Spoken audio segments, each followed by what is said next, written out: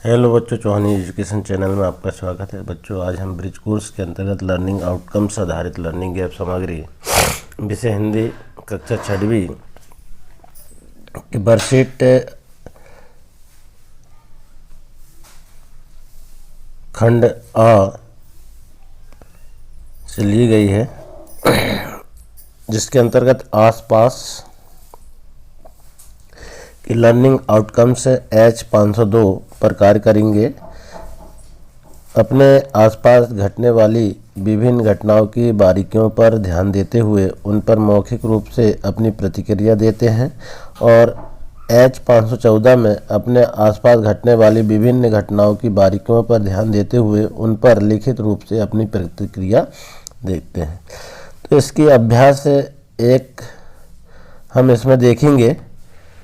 इससे पूर्व अगर आपके द्वारा चैनल को सब्सक्राइब नहीं किया गया है तो चैनल को सब्सक्राइब कर लें और बेल आइकन को प्रेस कर लें, जिससे कि वीडियो की नोटिफिकेशन आपको प्राप्त होती रहेगी। एवं वीडियो को लाइक एवं शेयर जरूर करें। बच्चों हम देखेंगे अभ्यास एक, गद्यांश पढ़कर निम्नलिखित प्रश्नों के उत्तर लिखिए। तो गद्यांश क्या है देखेंगे हम। तो सन 1921 असहयोग आंदोलन चरम सीमा पर था। वाराणसी की सड़क पर एक जन समूह चला जा रहा था। समूह में 15 वर्षीय एक निर्भीक बालक बड़े उत्साह के साथ भारत माता की जय, महात्मा गांधी और वंदे मातरम का उद्घोष कर रहा था। अचानक घुड़सवार पुलिस उन पर डंडे बरसाने लगी। बहुत से लोग बंदी बनाए गए व्यक्तियों में वह निर्भीक बालक भी था। उसे न्यायालय में उपस्थित किया गया। न्यायाधीश ने पूछा, तुम्हारा नाम? बालक ने सीना फुलाकर उत्तर दिया, आज़ाद। न्यायाधीश ने अगला प्रश्न किया, पिता का नाम? उत्तर मिला, स्वाधीनता। न्यायाधीश कुछ चौंके, फिर पूछा, तुम्हारा घर कहाँ है? तो बालक ने उसी स्वर में कहा, जेल खाना। न्यायाधीश ने उसे 15 बेंत मारने का दंड दिया। प्रत्येक बेंत की मार के साथ पीठ की चमड़ी उधड़ने लगी, पर बेंत फटते ही बालक भारत माता की जय, महात्मा गांधी की जय बोलता रहा। बालक का नाम चंद्रशेखर तिवारी था। इस घटना के बाद लोग उसे चंद्रशेखर आज़ाद पुकारने लगे। अब इसी के अंतर्गत देखेंगे हम प्रश्न। तो वाराणसी की सड़क पर कौन सा दृश्य था? तो वाराणसी की सड़क पर एक जनसमूह चला जा रहा था। समूह में 15 वर्षीय एक निर्भीक बालक बड़े उत्साह के साथ भारत माता की जय, महात्मा गांधी और वंदे मातरम का उद्घोष कर रहा था। इस प्रकार से इसका आंसर हम लिख देंगे। अब प्रश्न 2 देखेंगे हम। प्रश्न 2 है कि किस घटना के कारण चंद्रशेखर को चंद्रशेखर आज़ाद पुकारे जाना लगा।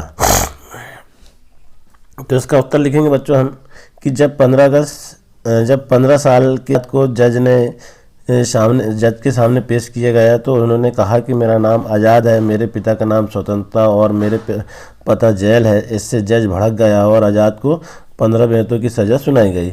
यहीं से उनका नाम आज़ाद पड़ा।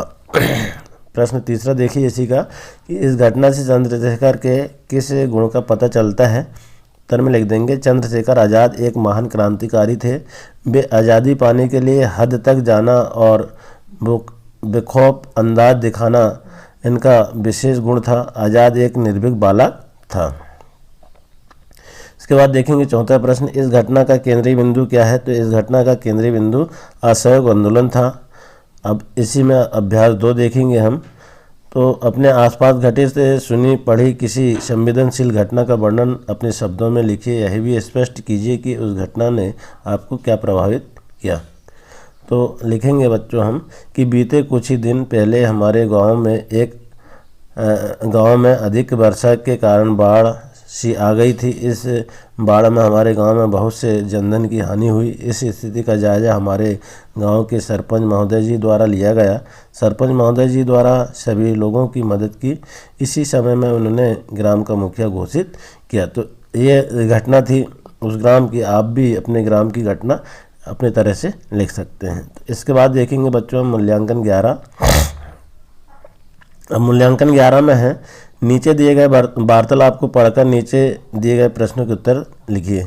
अब कुलदीप, माँ तुम सुनती हो नहीं, बड़े जोर का तूफान आया है, नदियों में बाढ़ आ गई है। स्कूल में मास्टर जी कह रहे थे गांव के गांव बह गए, सैकड़ों आदमी मर गए, जानवरों का तो कहना ही क्या, मकान गिर पड़े, बस चारों तरफ हाहाकार मचा। मास्टर जी ने कहा कि हम लोगों की मदद करनी चाहिए, वहां जाना चाहिए, उनको कपड़े और पैसे देना चाहिए। माँ सुना तो मैं भी है कि जोर की बाढ़ आई है, पर इतना नुकसान हो गया यह किसी ने नहीं बताया। कुलदीप, नदी का सारा पानी गांव में भर गया और नदी अभी भी बढ़ रही है। जो युवक है वह स्वस्थ है, वे वहां जाकर लोगों को बचाने का काम करें, ऐसा कहा गया और मैं जा रहा हूं। अब इसी के अंतर्गत हम प्रश्न देखेंगे। बच्चों देखेंगे हम प्रश्न क्या है, उक्त वार्तालाप में किस घटना का उल्लेख किया गया था। इस वार्ता अब उत्तर लिख देंगे इसमें कि इस वार्तालाप में बाढ़ एवं तूफान के कारण हुई घटनाओं का उल्लेख किया गया है।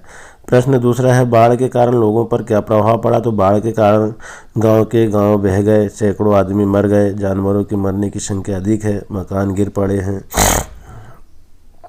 अगला प्रश्न है, किसी आपदा के समय हमें क्या करना चाहिए।